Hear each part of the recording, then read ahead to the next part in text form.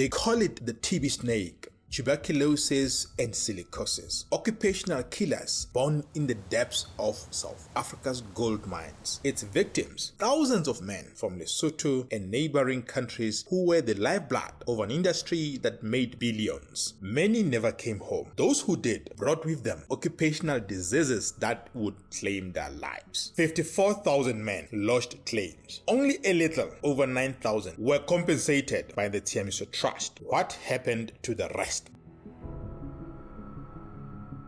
This is a story of broken lungs and broken promises. Journalists Bilin Taute and Tshiamiso from the MNN Center for Investigative Journalism, supported by the Pulitzer Center, uncover what happens when the mines close, the workers return home, and the fight for justice begins.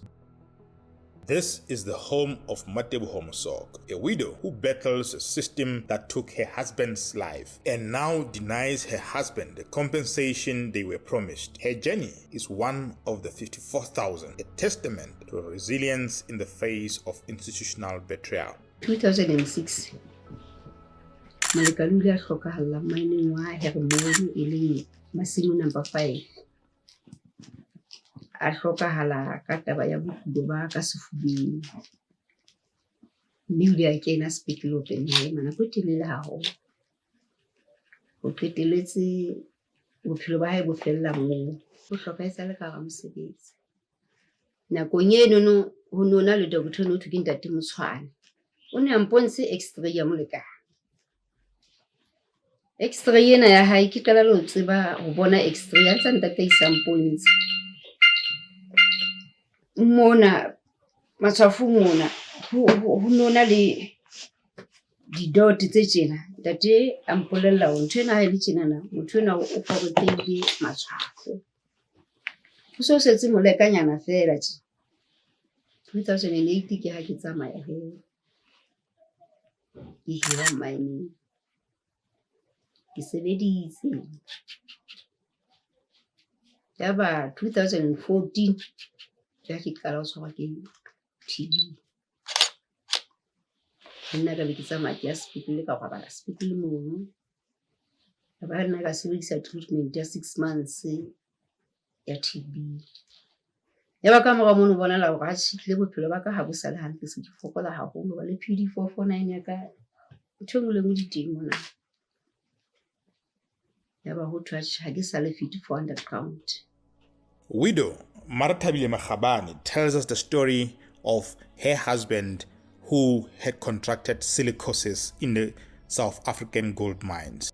Yes, I can smell Tshiamiso. Kapale patle lelena le hore go ka nna za tsena ka di. Go bana re tlile ke tlile o tla batla ditsiane tsa molekane wa ka ya ile nga hlokala ka baka le lefu lena la silicosis. Silicosis is a lung disease caused by breathing in tiny particles of silica-dust, a fine sharp dust found deep in gold mines. Over time, these particles scar the lungs, making it hard to breathe. It doesn't happen overnight. It builds up slowly, year after year. Long after the mine worker has left the shaft, there is no cure for silicosis. Once the lungs are damaged, they stay that way. Many mine workers mistake it for a stubborn cough or old age until it becomes too late.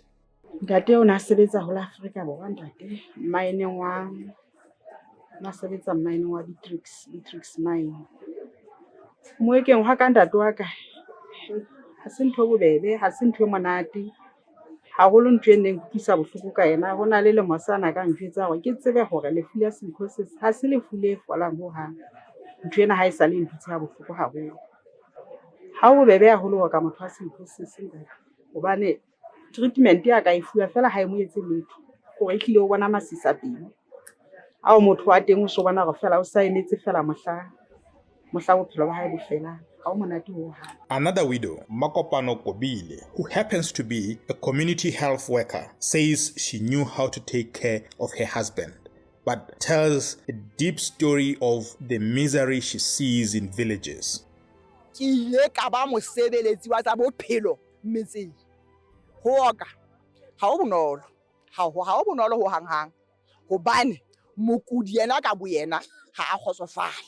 empa jwale o tlameha ho bang le boikokobetso ha o mo lebile le mamello mme ho ba haufi le na be ke phelang le bona ke bona ditlokotsi fela hona le ba bang mona le mme me ke nang le yena mona a molekane wa hae a mo sileng le bana ke ditlona tse ngata fela ke masisa pelo ke masisa fela pelo banna ba rona ba seditse mokoting ha hona tšhelete tsa seo re di tletseng letsatsing lena re memilwe jwale re fana tshebeletso e bodutu e bosula ke le mme Makopano molekane wa ka mofu Teboho Kobile o bile o ntsa hlokalletse sepetlele ha hlokahalla ha hae lapeng a ntse bothata e ntse le bona bono ba lefuba ditokomane tsa hae di teng dikarete tsena tse tshwauwang letsatsi ha mokudi a ile Mmanta o tshela Mmanta le lengolo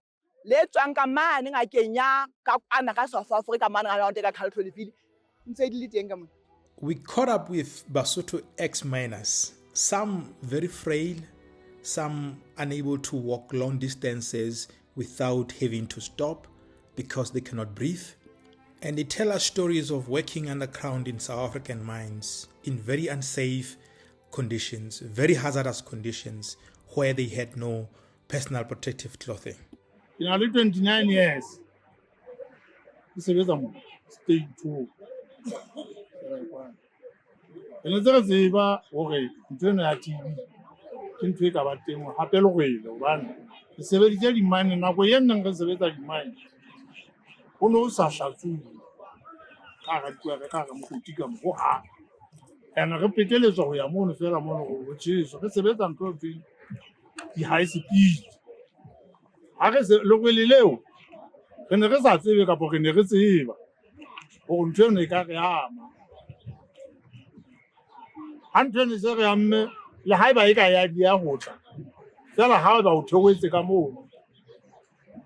Locally low. Little more.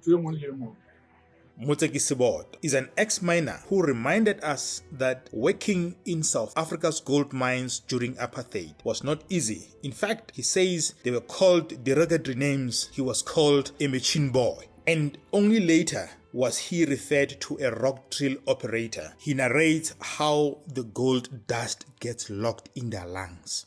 Ke sebeditse merafong ya Afrika Borwa ho tloha ka selemo sa 1975 kgweding ya botshelela ke ha ke qala ho ya merafong mme ke sebeditse di-mine tsa Gauta ileng di-mine tsa gold ho tloeng ha ka mane ke tlile ke sentse ke na le bothata ka mona ka sefileng ke sike na le go lela mokoti mane merafong mane mosebetsi o neng go sebetsa ihle ke ne ke le nthwane neng e le lebitso le lebe le ne le bitswa ke Mabuo ba ana re tella bane ba re bitsa di-boy no the machine boy empa ha mo ga o tsena ntheno ka morao go bile ga hlame gatwe na di mine ile a fedisa lebitso le eno le neng re bitswa ka lona o no so tere di operator RDO e leng rock driller operator ne se ke sebetsa mosebetsi ono jwale mosebetsi o ha re qeta o tshisa ka mona ka mine ka mo ha re qeta o tshisa ba re tla qobela mo re borileng teng ha re qeta re qobele ka majaro tini be ya tshisa ha re qeta o tshisa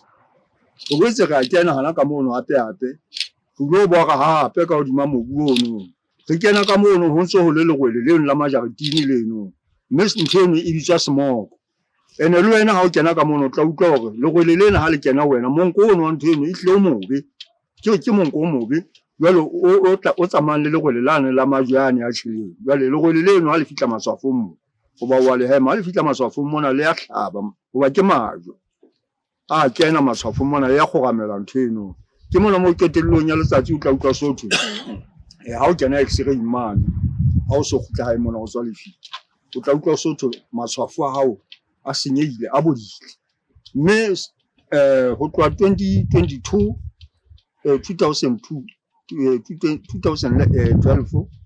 ke ha ho bonahala ha ke gutla ha mona ke se ke gutlela ha mane ke mne ke tloa lefi ke ha ngaka e fitla e bolela hore a se go bona maswafo aka ha sa senyehile a sa le masoba go ga bodile ha ke sa tlameha ho theola mokoting ke tlameha ho ke fuwe mosebetsi wa ka ntle ke la ka fuwa mosebetsi wa ka ntle ke tlile ha mona 2014 ke ke se ke se motho a theohelang ka maeneng ho hang se ke sebetsa ka ntle mona mo ke hlatswetsa banna bana ba bang ba ntseng ba ya mokoting ona mo thweng ke lontire re hlatswa dioforo tsena tsa batho bana ba ntseng ba theohela molemong wa hore ho thwa matshwafo a sa mmele a sa tlameha hore ke nne ko kena mane magweleng mane. In Leribe, on the sidelines of Tshiamiso's outreach, we spoke with Pato Phamotse, an ex-miner from Maputo, who told us the story of having worked deep underground in South Africa's gold mines, breathing fine silica dust. Today, his lungs carry the scars of that life. He showed us a radiology report that tells that he has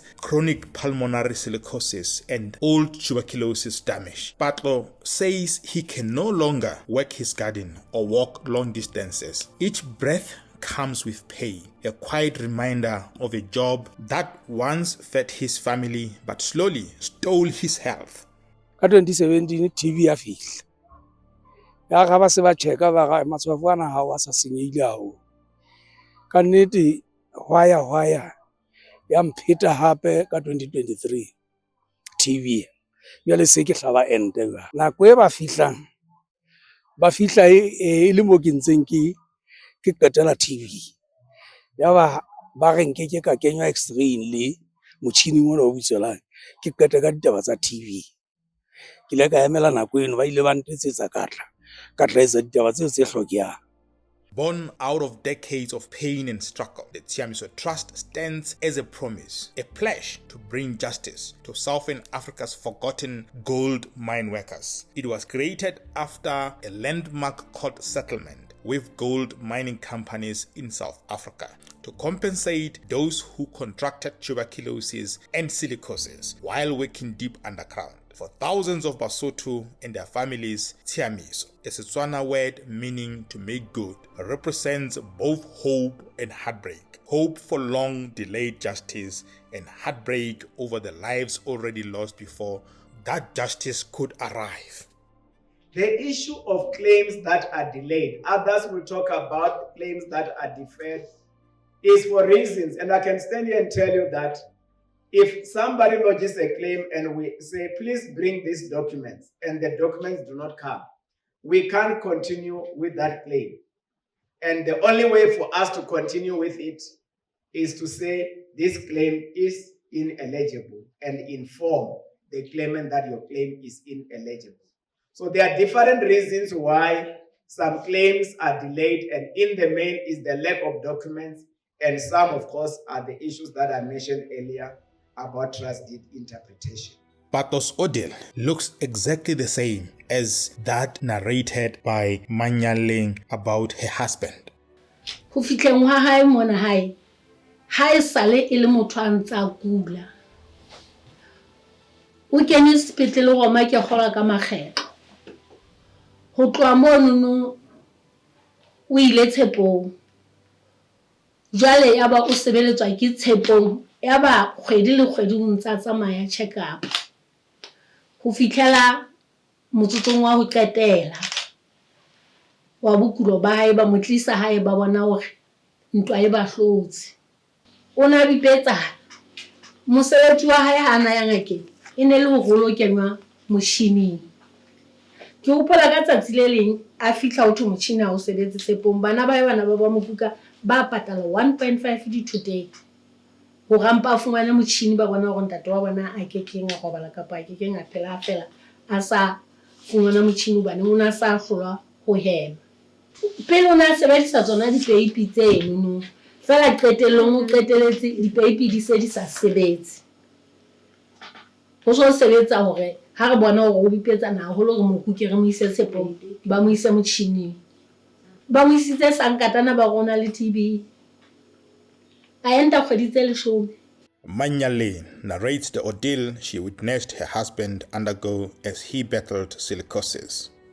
She talks about the heavy hospital fees she had to pay to nurse her husband, while also saying it was very difficult for him to get the proper diagnosis, often told he had TB when in fact he had silicosis. Ba fihlileng ba hlalosa hantle hore ha ona TB e o tshwereng hobaneng hantle o sa khohlele Fela qetellong ya letsatsi o ne a sa kgohlela e re ha a kgohlela ha a tshele ntho e kana fela ya madi. The burden of these ex-miners who battle silicosis and tuberculosis has increased Lesotho's tuberculosis burden. And today, Lesotho faces one of the highest tuberculosis burden in the world, with an estimated 15,000 new cases annually and an incidence rate of 664 persons in 100,000 people. Nurses, doctors in the front lines, and Lesotho's health authorities tell us the story of this huge tuberculosis burden. They further talk to the role played by the population of ex-miners that come home in huge numbers, having contracted silicosis and tuberculosis. Lesotho being landlocked in South Africa. Culturally, in the past, our fathers, when they were at the age of putting the bread on the table, they had to migrate to South Africa to work in the mines of South Africa. We are highly burdened with TB because most of our patients are people who worked in the mines of South Africa. A nurse leading the fight against TB in the Mafeteng district, Disimelo Adams, told us that they target ex-miners to screen them for tuberculosis and also their families. When the door sends demanding a gradually, matshwafo a bona boholo ba ona ba tla ba sentse ba sentswe ke lerole le ba sebeditseng ho lona. Jwale ka hore matshwafo a bona santsa a angwe ke lerole leo, lefu ba rara ke lefu le nkang monyetla. Jwale e hlebe lona la pele hela ho nka monyetla hobane matshwafo a bona santsa a utlwile bohloko. Batho ba dulang le batho ba kile ke ba sebetsa di-mining kapo ba ntseng ba sebetsa merafong, re le bona ba tlokotsing. Leading Lesotho's national tuberculosis response, Dr. Mama acknowledges the heavy burden that ex-miners have brought onto the country's health system, but also says she is doing all she can in the ministry to address the situation with health professionals scattered across Lesotho. She adds that they further help those ex-miners get their compensation from the Republic of South Africa. People living with HIV and AIDS. Then we also have ex-miners. The ex-miners have high burden, very high burden because of the exposure to dust, which destroys their lungs and they become more vulnerable to this airborne infection, which is tuberculosis. So because of that high burden of TB among the ex-miners, I'm now narrowing down to the ex-miners. Yes, they have always had a concern, but that they are not getting the services which are really targeting them. But since 2016, there was a development or establishment of an occupational service center whereby they go there and they get screened for TB, they get screened for occupational lung diseases. And this screening for occupational lung diseases also paves way for them to compensation because it is linked to the Medical Bureau of Occupational Diseases in South Africa, where they get their compensation because they came across this risk while they were still working in the mines. So it was driven by the fact that Lesotho, when you compare with other countries, it is the highest sending country to the mines. So we have a bigger population of ex-miners who have been affected by this occupational disease. And this is where we are standing now, and we are having, because of that concern, there was a global fund, it was a regional approach to address this challenge. And for Lesotho, we didn't have centers to provide services for them during that time. So that regional approach has facilitated that we now have two centers whereby we are providing these services for the ex-miners, the miners, their families, and the communities where they live. So we provide them with TB screening, we provide them with HIV screening, we screen for other non-communicable diseases such as blood pressures, blood sugar.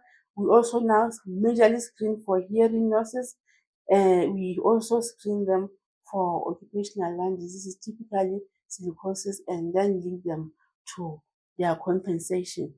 Yes, that is the result of that outcry. The ex-miner, his risk is increased because of his compromised lungs, because of that exposure to the dust, which has sort of affected the quality of their lungs. Their lungs are no longer functioning in full capacity. So if they come across that infection, they may not be able to fight it fully, and then it presents itself as a disease. Caught up with the men whose analogy of this health burden that Lesotho finds itself battling inspired the name South Africa's TB snake and its tail wreaking havoc in Lesotho and the region. In his own right, he's also an ex-miner and a member of parliament, a chair of chairs, and also chairperson of a social cluster portfolio committee in the National Assembly of Lesotho that oversees the health ministry. If you look at the ages that we are talking about since 1965, you look at the issues of tuberculosis and silicosis and other things in the country, in Lesotho, it wasn't much. You couldn't write home about those things. But after those years, you look at Basotho, how they were affected by TB. And then you look at the people in Eswatini, in Mozambique, in Botswana, Namibia, Malawi, and then all that. You see how people have died and have been affected by the lung diseases or lung-associated diseases, which emanates from just one place for the whole region. So hence why we are saying the tail and the body of the snake is in Lesotho and somewhere, but the head is in South Africa. So if we have to deal with that and deal with the conversation, the roots lead back to South Africa. And we have to confront that as it is. But the people are dying in Lesotho, the people are dying in Eswatini, the people are dying in Botswana, and the families are suffering in those places. That's why we call this a snake with a tail in these small countries, but the head is in South Africa. So if we have to kill the snake, you need to go to the head, you target the head. The snake can fly, can walk, can travel without the tail, but the head. So Tshiamiso is one of the trusts that must pay Basotho. It's just one of them. So it's very important for both Lesotho and then the African and other SADC countries to push these claims, lodging their claims, so that when that trust closes, then we would have done this work. After her husband died from a lung disease acquired in the mines, Mateboho Mosok filled the spot of her husband in the mine in 2008.